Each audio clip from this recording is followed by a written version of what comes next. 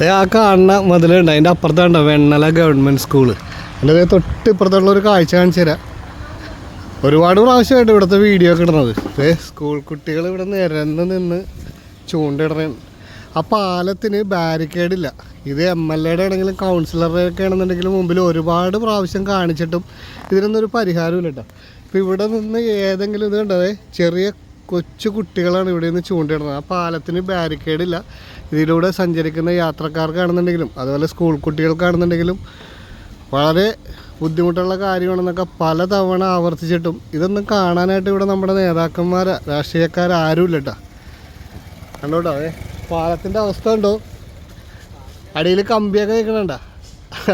ആ ഒരു 2-3 കമ്പികളൊക്കെ ഇങ്ങനെ വിട്ട് തൂങ്ങിയൊക്കെ നിൽക്കണേ. അതുപോലെ തന്നെ പാലത്തിൻ്റെ മേൽഭാഗത്താണെന്നുണ്ടെങ്കിലും വളരെ ദ്രവിച്ച് പണ്ടാരടങ്ങി താഴ്ത്തി വീഴാനുള്ള അവസ്ഥയിലേക്ക് വേണ്ട. ഇതെന്താന്ന് നോക്കിയേ, കോൺക്രീറ്റിൻ്റെ കമ്പികളൊക്കെ നിൽക്കണേ. അതിൻ്റെ പൊക്കത്തൊക്കെ കയറുന്നതാണ് പിള്ളേർ ചൂണ്ടിടുന്നത്. ഇത് എപ്പോൾ വേണമെന്നുണ്ടെങ്കിലും താഴത്തേക്ക് പോകട്ടെ. അപ്പോൾ ഒരല്പം ഉളുപ്പ് ബാക്കിയുണ്ടെങ്കിൽ ഇവിടെ നേതാക്കന്മാരെന്ന് പറയണ എന്താ പറയണ, നിങ്ങൾ എന്നെ പൂരിപ്പിച്ച ബാക്കി. ഞാൻ പല പ്രാവശ്യം പറഞ്ഞിട്ട് ഇവർക്കൊന്നും ഒരു അനക്കൂല. അപ്പോൾ ഈ വീഡിയോ മാക്സിമം ഒന്ന് ഷെയർ ചെയ്യണം കേട്ടോ. നമ്മുടെ ഈ പിള്ളേരെങ്കിലും ഒന്ന് രക്ഷപ്പെടട്ടെ. വളർന്നു വരുന്ന തലമുറയാണ്. ഇതിൽ ആരൊക്കെ ഉണ്ടാവുമെന്ന് നാളെ ഉണ്ടാവുമെന്നൊന്നും പറയാൻ പറ്റില്ല. അങ്ങനെയൊന്നും സംഭവിക്കാതിരിക്കട്ടെ. ഈ ഡാഷുകൾ ഇത് കണ്ടിട്ടെങ്കിലും ഈ പാലത്തിനൊക്കെ ഒരു പരിഹാരം ഉണ്ടാകട്ടെ. വർഷങ്ങളായിട്ട് ഇവിടുത്തെ നാട്ടുകാരും ജനങ്ങളൊക്കെ ആവശ്യപ്പെടുകയാണ് ഈ പാലം പണിയാനായിട്ടൊക്കെ. ഇവർക്കൊന്നും ഇതിനൊന്നും സമയമില്ല. ഇതിൻ്റെ ഒരു എസ്റ്റിമേറ്റ് പോലും ഇന്ന് വരെ എടുത്തിട്ടില്ല എന്നുള്ളതാണ്.